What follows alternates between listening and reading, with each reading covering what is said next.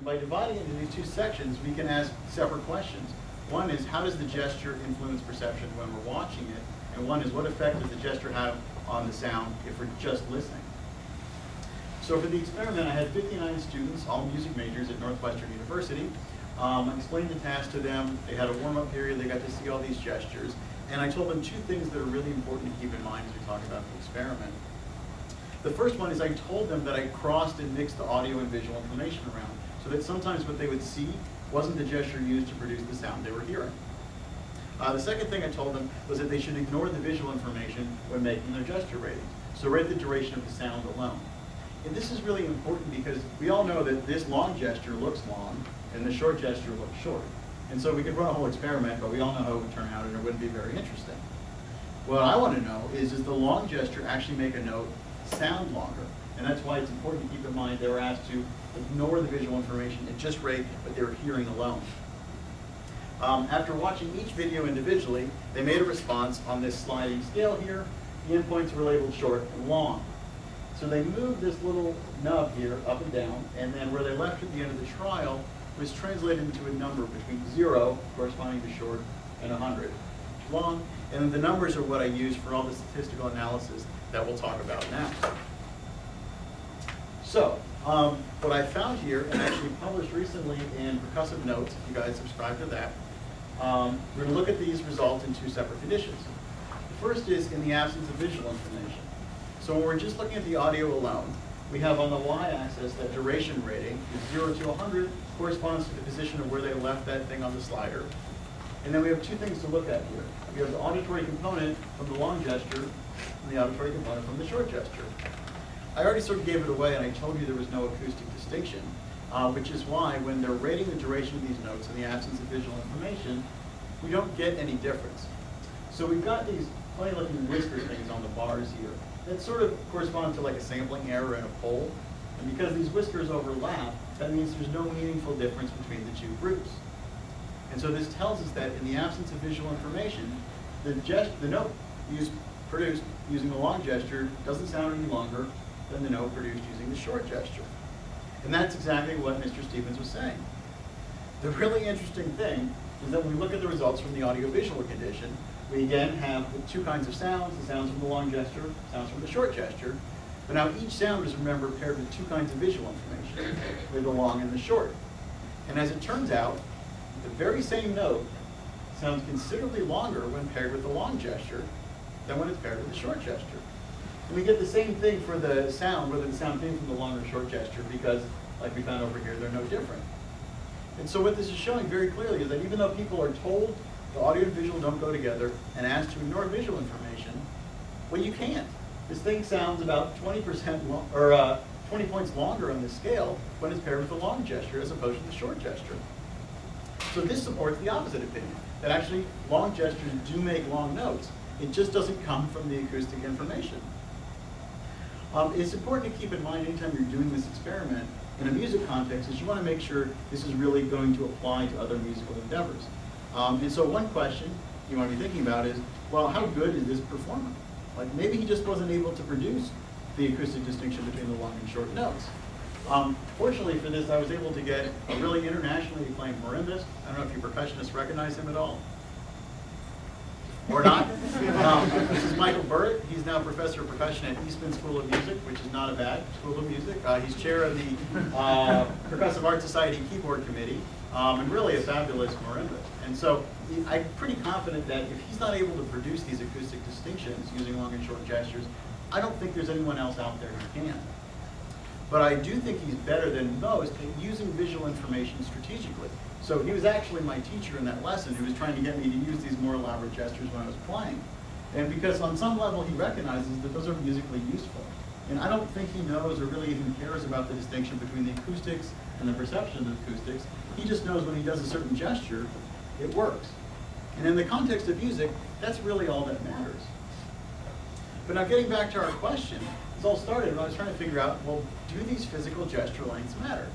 And I thought, okay, I'll run this experiment, we'll get some data, we'll do the analysis, and we'll have our results. And finally, I'll know what the answer is. And so I figured out what the answer is. If the question is, do gesture lengths matter? They definitely do, except they also sort of don't. So the problem here is that science only gets us so far. It shows us this interesting finding, but now it becomes more of a philosophical question about, well, which one is actually more informative when we're talking about music? And then boils down to this question of, well, what is music and where does music exist? And if the acoustic information captures what music is, well, then we have our answer here. It doesn't matter. But if it's the perception of that acoustic information, well, then you bet the gesture does matter. And so we're going to have to decide, well, what is music exactly? But before we get to that, the other question that always comes from this is, well, how exactly is this happening? It's like, what do you mean what I'm hearing is not the same as what's out there? I mean, that's sort of a disturbing notion, because we'd like to believe we understand the world as it is. And so we're going to talk now a little bit about how your perceptual system works, sort of the nature of perception. So I have here this great illusion that, as far as I know, has no name, so I'm going to call it the bumps and the dents. Okay?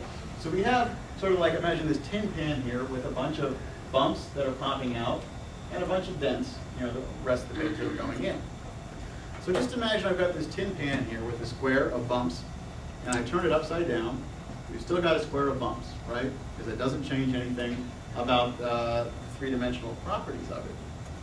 If I take this same image, though, and I promise you, this is just the same thing, I flip it 180 degrees, something really interesting happens. So now, rather than the same pattern, something's changed.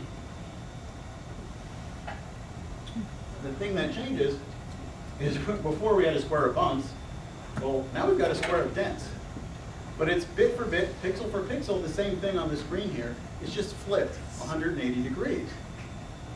Can anyone think of why that might be? Why our perceptual experience of three-dimensionality changes just by rotating this up and down? What's that? Okay, yeah, it has to do with the shading. What about the shading? Shading changes places, but why would that change your perception of the three-dimensional nature? Because we were highlight. What's that? Okay, so we're on to the right track there now. That's good. So it has to do with the light. Your brain knows something that's really important. It knows that in our world, light comes from above. And so if we were looking at a wall with some bumps and some dents, we would get a certain shading pattern. So because the light's coming in here, if it's a dent, it's going to be light on the bottom and dark on the top.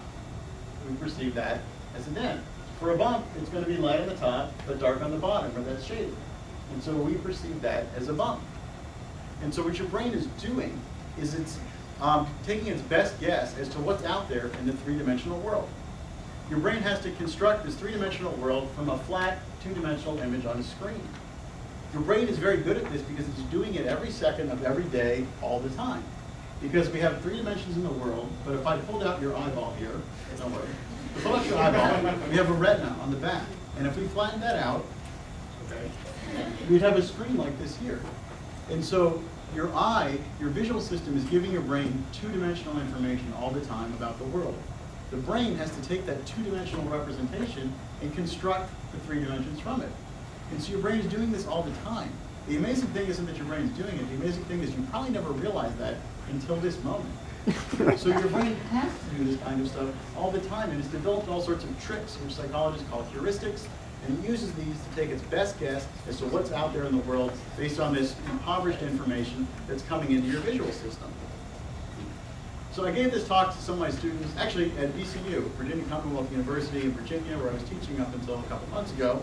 The student came up to me afterwards and he was like, yeah, that was interesting. He was like, well, what did you think of the illusions? And he's like, this one was cool, because he's like, dude, it's like your brain is thinking for you. And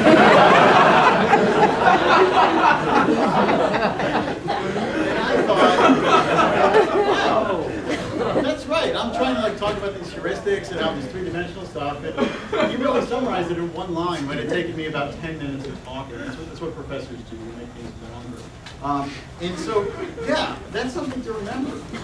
Dude, your brain is thinking for you. It's thinking for you all the time. And if it didn't, you would have a lot of problems navigating around the world. You wouldn't understand how things are three-dimensional because your eye only gives you this two-dimensional representation. You wouldn't understand a lot about how music works because your brain has to make a lot of assumptions about how to process the sound that's coming in.